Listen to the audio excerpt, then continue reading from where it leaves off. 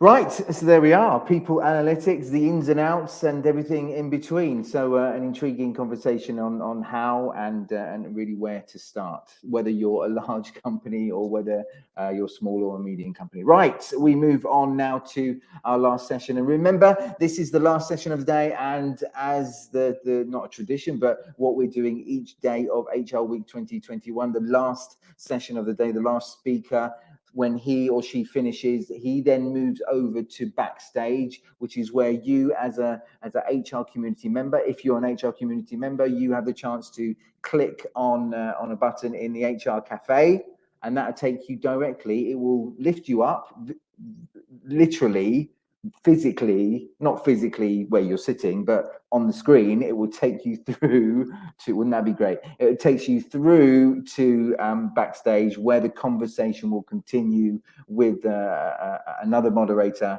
and another 25-30 minutes together, giving you extra content, again, only for HR community members. Right, we move on to new operating models, what the HR professional needs to know about organizational design. So in terms of organizational design, these are the things you should know. And I'm not the one to give you that. Naturally, the person to give you that right now is the co-founder of Cates Kessler Organizational Consulting and managing director at Accenture, Amy Cates. Amy, are you with me? Yes, I am. Thank you so much, Peter, for fabulous. having me here. And I look at my screen right now. I see you, Amy, in the center, and I see wonderful plants around you.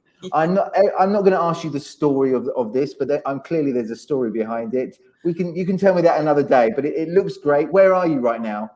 Well, I am sitting in the middle of Manhattan in New York City, in my office here. And yes, passionate gardener, both indoor and outdoor.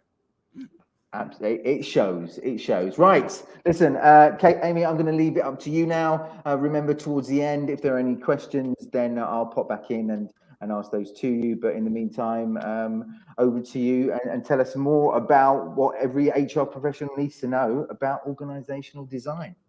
Wonderful. I'm going to share a few slides, but first, zdravo to all my Balkan friends, and hvala for having me here as part of HR Week. I've got about a half a dozen slides that I want to share with you and take you through some thinking around organization design. So let me just bring those up. And that's always a little bit of a challenge. Share screen. Give me one moment. And very, very happy to be here. This is a topic that I am quite passionate about. This has been something that I have been doing for the last 30 years in my own professional life. So we're going to just bring this up and share. Okay, and we should have some, we should have the slideshow now. Good, terrific. So what we want to talk about today is organization design, operating models, and I'm going to give you some definitions along the way. First of all, a little bit about who I am. Cates Kessler, we're a small boutique organization design firm. My partner and I, Greg Kessler, have been at this for about 30 years, 15 years together. We sold our firm. We were acquired by Accenture about 18 months ago. And we are here at Accenture to build a global organization design practice. We have a very active apprenticeship program, teaching young consultants to do organization design. In addition to consulting, I teach at Cornell University and in Denmark. I live here in New York City. I've written 5 books on the field. There's a LinkedIn course on org design that we authored and developed, and then much information if you're interested in the field on cateskessler.com and our YouTube channel. Lots of good content for those who are interested in learning more. All right, so what I'm going to talk about a little bit about current trends, talk a little bit about org models, not org charts, and what the HR professional needs to know. And we'll leave some time, some good time for questions as well.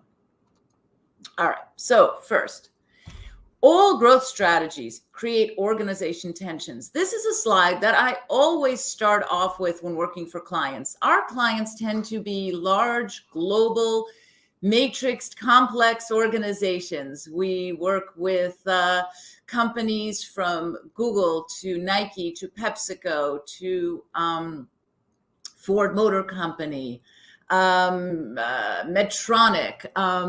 Swiss Re, companies that have multiple business lines in multiple geographies and are trying to execute on a variety of business models and business strategies.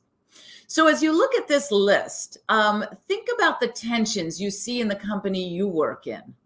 Are there tensions between trying to drive a common strategy versus business model diversity? And think of business models, different competitor sets, velocity, speed, metrics of success. Legacy business, the place where we have made our money, make our cash every day, versus the disruptive innovation, the startups, or maybe some new acquisitions we've brought in.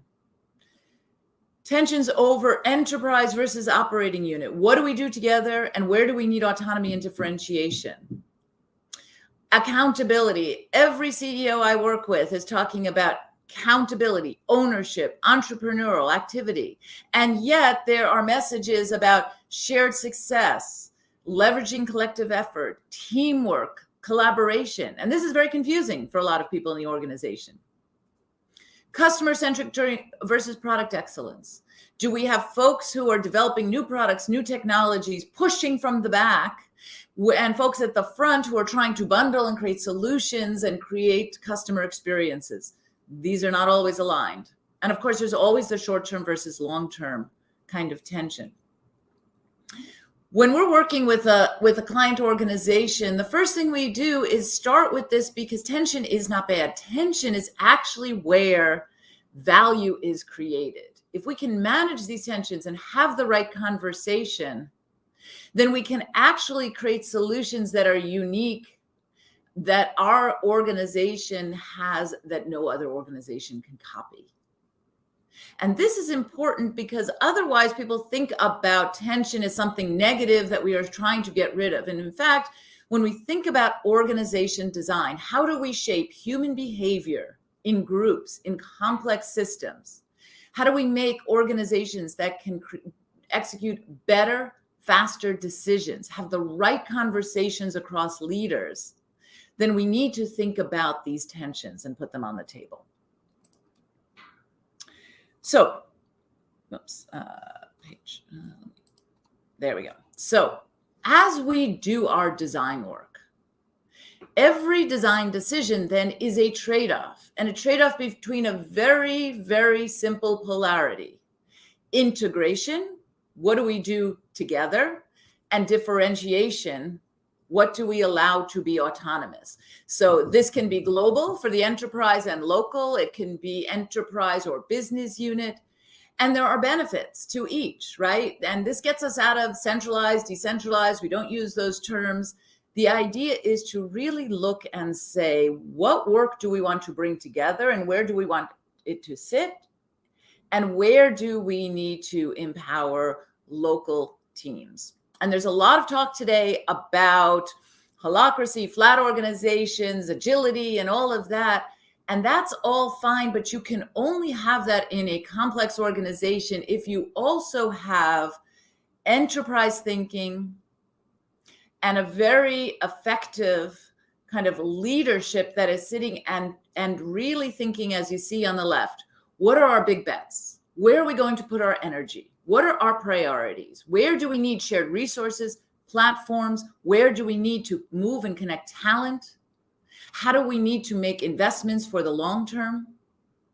Because all the benefits of local and differentiated, fast, close to the customer, down on the ground, clear accountability in the team, focused on a local market, is all good, but not necessarily in the service of the enterprise. So this tension, these trade-offs, whether we're designing the enterprise, a business unit, a market team, a function. Think about even in your own HR function, you have COEs, you have corporate folks who are looking at policy practices that are good for the enterprise. And then you also have business partners sitting close to the teams. And that's a natural tension. Every HR organization I've worked with, that's a tension of where do we need different policies and practices? Where do we need a new compensation system because the local market is different, or we're trying to hire data scientists. The last discussion was all about data analytics. And we know data scientists are really hard to find, right? We may need different recruiting or compensation or benefits programs for them.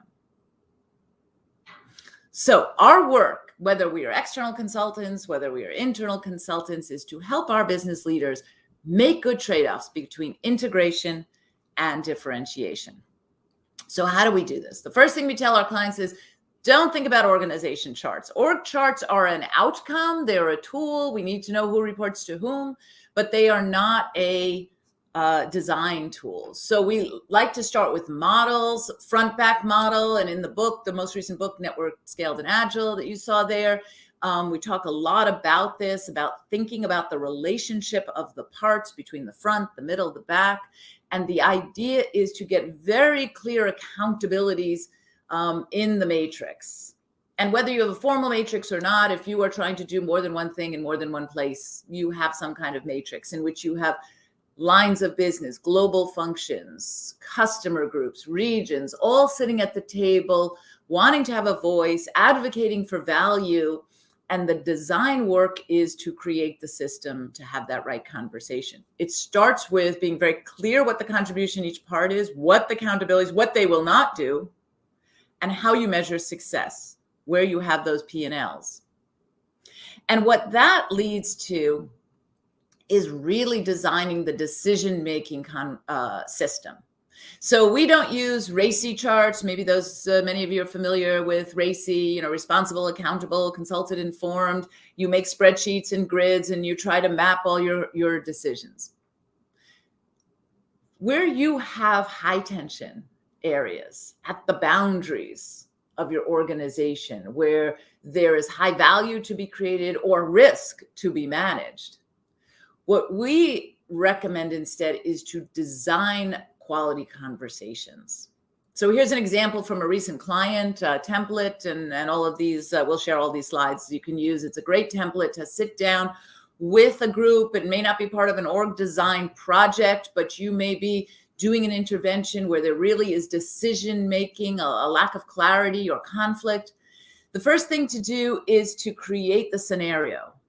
What is the scenario that happens over and over again? The sort of generic scenario that we need to solve multiple times and really have a way of coming to the table. In this case, it was really about strategic accounts. It helps to be specific. It helps to give a story. And then the discussion you can see on the left is, who are the partners in the decision? Do we have a designated forum? Where does this conversation happen? Is it ad hoc? Legitimize the likely sources of conflict. Put on the table, what are the questions we should be asking of one another? What data should we be bringing to the conversation? What happens if we can't agree? Because if you set up the right people with the right conversation, the right data, most of the time, they will come to a solution that does not need to be escalated. But we do need to know, if we can't agree, where does this decision go to? And what can we learn from this? How can we start to codify this into our routines? Or perhaps we've learned we haven't made some clear strategic trade-offs and our executives need to make some hard decisions. Now we start to create a system of decision-making in which we can empower and push down decision-making. And we start to get the best of both. Clear strategic priorities at the top, empowered teams working together to make good, fast decisions. All right. What HR needs to know. Here's what we've observed when we go in and work with clients. The business leader is our client, but HR is always our partner. It's so important to have a model. Some of you may be familiar with the STAR model, Jay Galbraith's famous STAR model that we use as the basis of our work. What we're looking to create is an operating model, what we call an operating model, which is our guide to the work. And you can see that here, and a set of questions that we are working a group through. It's an iterative process. Working on the organization raises strategic issues that have to be clarified. We work on a model that raises integration issues. We're thinking about talent. We're thinking about work. We're thinking about networks. But it's very helpful to have a guide to the work and saying, are we being holistic? And are we thinking comprehensively about the work? All right, so let me sum up here with a couple of thoughts that we have observed around how the internal consultant, the HR professional, can really come to the table and help with org design thinking. Your work is to guide, to challenge, and move the work forward. The key is not to get into the position where you are making recommendations, you are saying we should do that, because then it all becomes about you. So you want to, number one, do the work with the business, not for the business. Your leaders, your internal clients have to co-design and own their own decisions. They have to understand and build their own organization. But be very clear, who is the final decision maker? So org design is about alignment, but not consensus. So know who your client is. We have certainly seen our HR friends get in trouble, and we even as consultants have gotten in trouble when we have not been clear from the beginning who's going to make the design decision. Because organization design is a very high stakes, we're talking about people's jobs, people's careers, people's status, people's sense of self and power. We need to know at the end of the day who's going to make those design decisions. Never skip the diagnostic. Always start with a clear problem to solve. Don't let your clients say, we know what the problem is, come back with a solution. Always make sure you're doing your work against a clear strategic decision, and then you can help your clients be very creative within that. Good program governance, project management yields integrated outcomes, making sure that you are moving swiftly. This is not work that should be dragged out. It's very distracting. It's very anxiety producing for people. And yet you want to be thoughtful and structured. So good project management, thinking about the work over time, who's involved at each step, who are we, who's participating, who's generating ideas, who's evaluating ideas, and then who's making decisions. And bring your organization development self to the work. Everything is an intervention. The design process itself is an opportunity for leaders to start practicing new ways of work. So we're very thoughtful in the design process, whether we are helping a group make more efficient decisions, whether we're helping them be more innovative or we're helping them be more collaborative, that we use the design process to start practicing those muscles. Okay, let me stop there and get some questions from the group.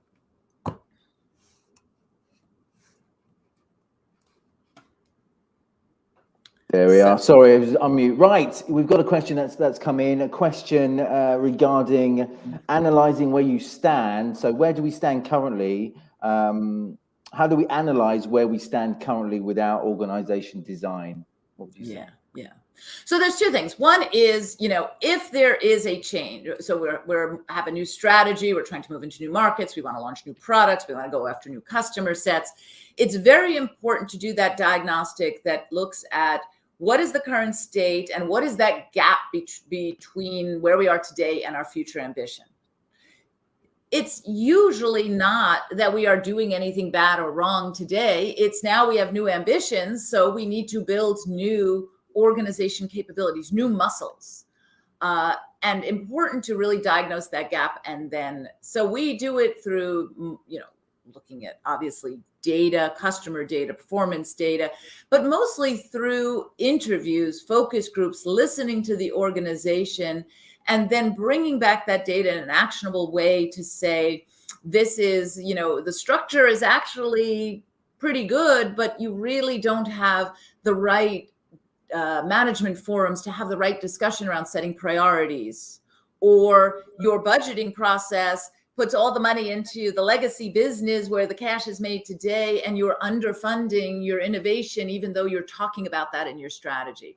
So the diagnostic to understand what is out of alignment against our future state is the place to start.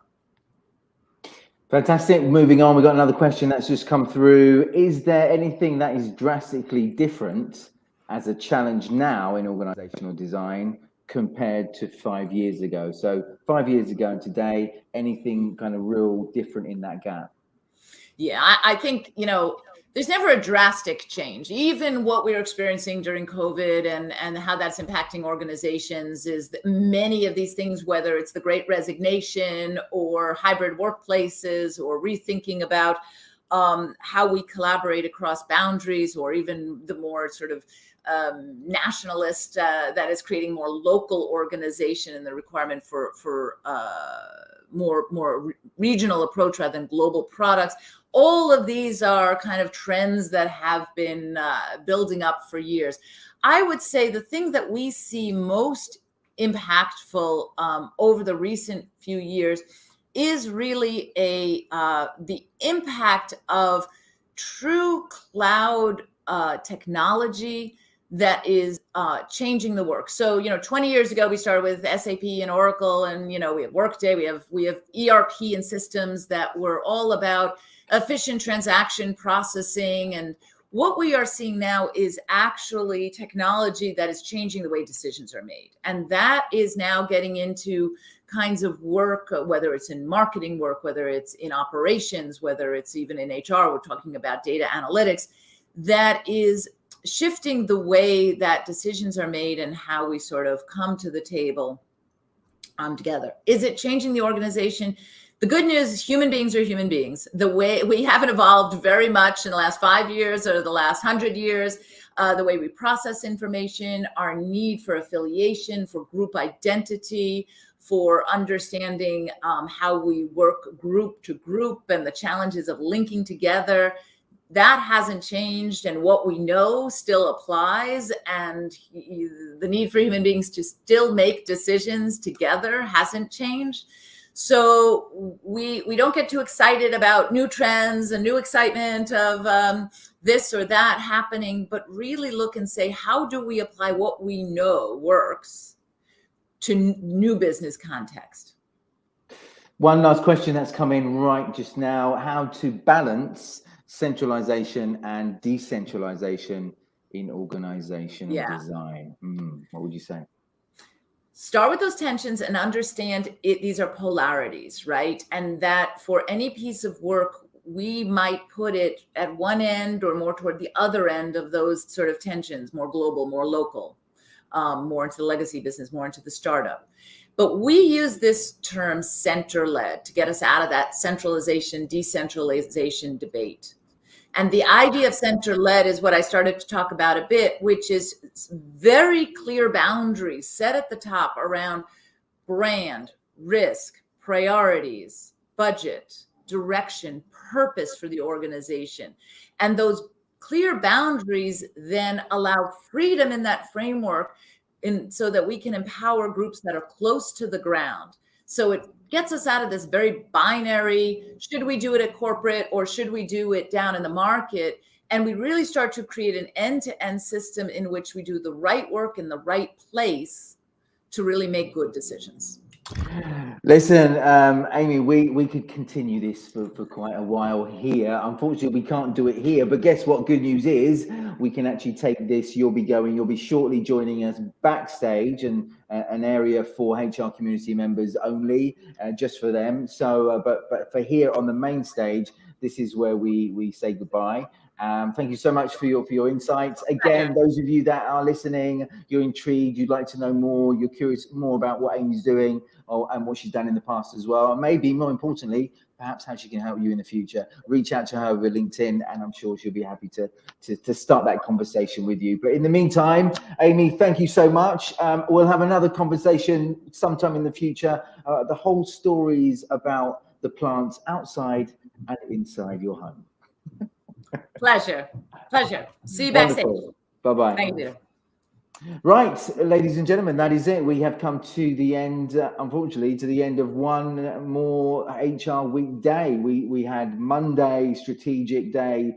Tuesday was people-centric day. Wednesday, today is all about what's today. What is all? My mind has gone blank. I don't know what today is all about. Sorry. No.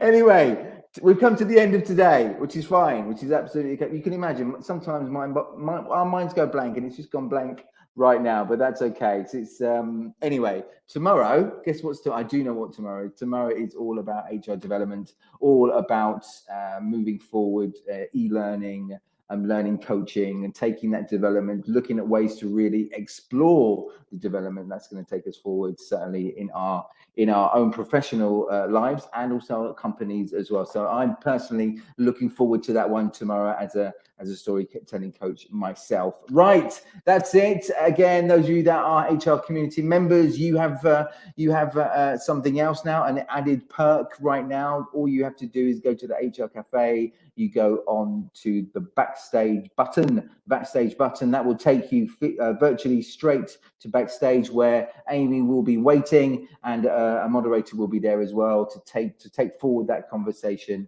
In the meantime, right, ladies and gentlemen, thank you so much. It's always a pleasure. It's great. I'm really enjoying these days here in Belgrade with you, with our virtual audience that still wear the same clothes every day. I'm sure you're not wearing the same clothes. I'm not. At least I'm changing my tie and shirt every day. But listen, link up with me. If anything I can help you with, link up with me over LinkedIn as well. But in the meantime, have a good evening, afternoon, or morning, wherever you are in the world. And we'll see you back here at 9 o'clock tomorrow morning CET for another day of HR Week 2021.